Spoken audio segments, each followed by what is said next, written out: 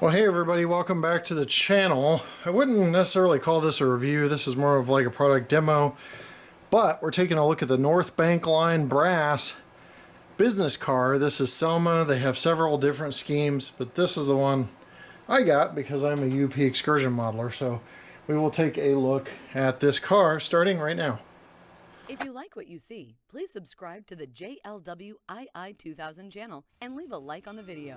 Also, don't forget to click the bell icon so you'll be notified of future train videos.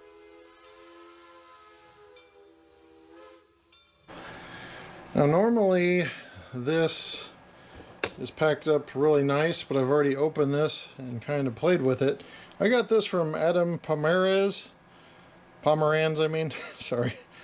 He's a Brass Basement on adamsbrassbasement.com, brassbasement@gmail.com, and there's his phone number. So he's a good brass dealer.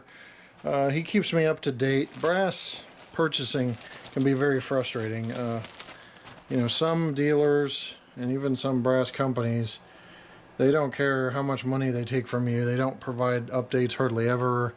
But I was asking Adam pretty regularly on this and some other products I have pre-ordered, and he kept me informed. So he's a pretty good guy. So here is the car. There is foam that protects the top antenna configurations. We'll get this on the turntable and take a look. Alright, I'm just going to do a side sweep from one side to the other so you can see there are different things I can point out to you, such as the window shades that are sitting at various positions along the side, Selma and UP along the side there. I think this is a great color match with the existing Overland Models brass products I have. Towards the rear deck, you can see they have a UP shield that's clear and legible on the back, windshield wipers, and a door. It's silver on the back, a little marker light back here. And there's a couple of these lights that light up that I'll show you, including interior lighting, when we get this on the track. You can see KD coupler and a lot of the different wiring for this car is represented here. Coupler cut lever conduit specifically is modeled. And then looks like even like airline braking and rigging and stuff like that. Got little, I don't know if those are mirrors or wind flaps, but those are there. Underbody detail is pretty impressive as well. I did notice one thing, you'll see it when it lights up. Interior details were just copied on all the different cars, and they aren't actually accurate for the UP Selma. So that is one distinction from the Overland piece. But the Overland pieces are selling for a couple, $2-3 grand each now. This one I think cost me just a little less than $1,000 after the deposit, and then the rest when it was due on delivery. You got tubular diaphragms on this side, more conduit, and KD coupler there, and grab irons along the side. So I don't know how well I showed the other side, but I'll just give you a quick pan of that. Silver door there at the end for crew access or to allow passengers on and off. Got some roof vents, a couple of domes there, and dome on this end as well. So it's all painted gray. I think some of them are white depending on what era the Selma ran in, but that's just a 360 real quick. Now this isn't really necessarily DCC controlled or anything. It just works on DCC, and I don't know how long that would happen before it ran out, but I was looking at some voltage. It looks like it would, you know, last a long time on DCC, but there's no control over the lights. There's a little red marker light there. I have no way of controlling that to my knowledge. So really, This is the extent of the light, is the track lighting down below. As you can see, the color temperature is about accurate with what you're seeing. There's a very slight blue hue, but nothing crazy. Sometimes they use LEDs on these things, so it would be that color, but I'm not sure in this case. You can see like a dining room table at the end of here on the inside and some other seating. Again, I verified that that is not correct with somebody that's worked inside the Selma several times.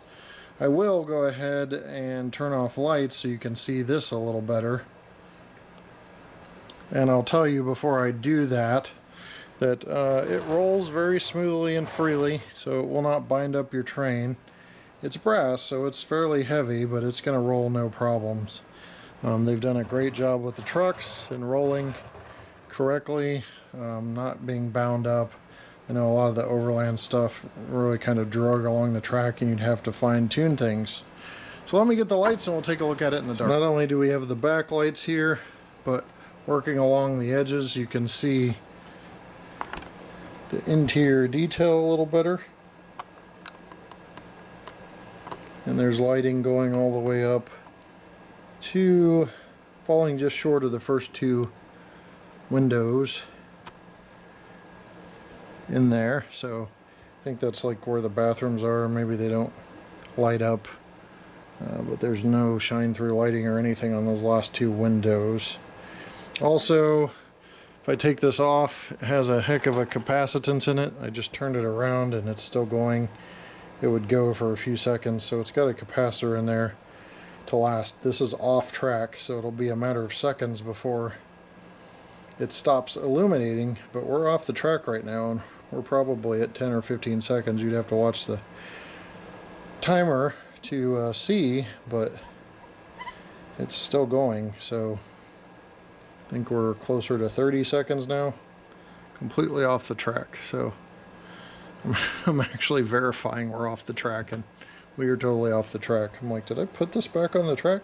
Still going, off the track. So it's starting to dim now.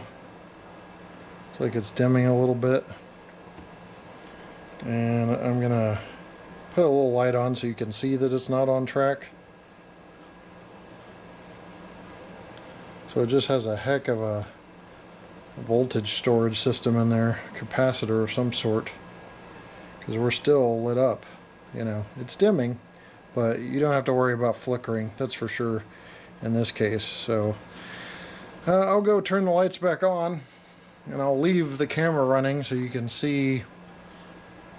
Well, it's just still going, so I don't know, we call it a minute, minute and a half, but really the purpose is a little bit of dirty track, so I think we've met our purpose by far with this excellent capacitance in this car. Then about 10-15 more seconds and we still have a little bit of light left in this, but what I wanted to do was compare the paint schemes to both Overland and Walther's cars. Those are the main two cars that people would compare these to.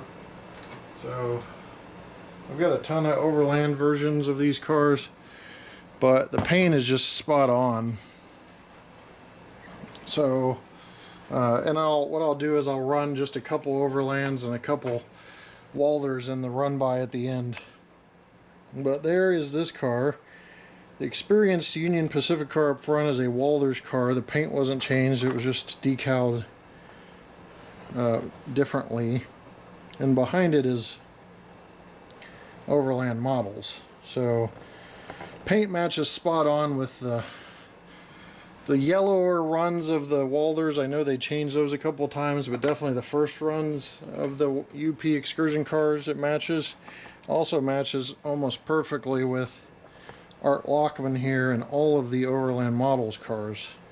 So the gray is a little lighter on the roof, and I mean just a hair, but the yellow is on point. So it's pretty cool. Unfortunately, doing this review, I knew going in these are sold out, but you can always try to seek them out on eBay, try to seek them out on the secondhand market, and you can also have Adam add you to a list that if he gets one, maybe he can let you know too. All right, final thoughts. It was a great business car, great price for what you see, basically less than half of what you're paying for business cars now. I wish somebody in brass or plastic would make the correct other cars, but I've got most of them now. So we'll leave you with a run-by of just a couple Walthers cars. It's a Walthers, an Overland, and then the North Bank line, so you can compare. Yellow, not a prototypical consist, just showing you the way. All right, thanks guys, see ya.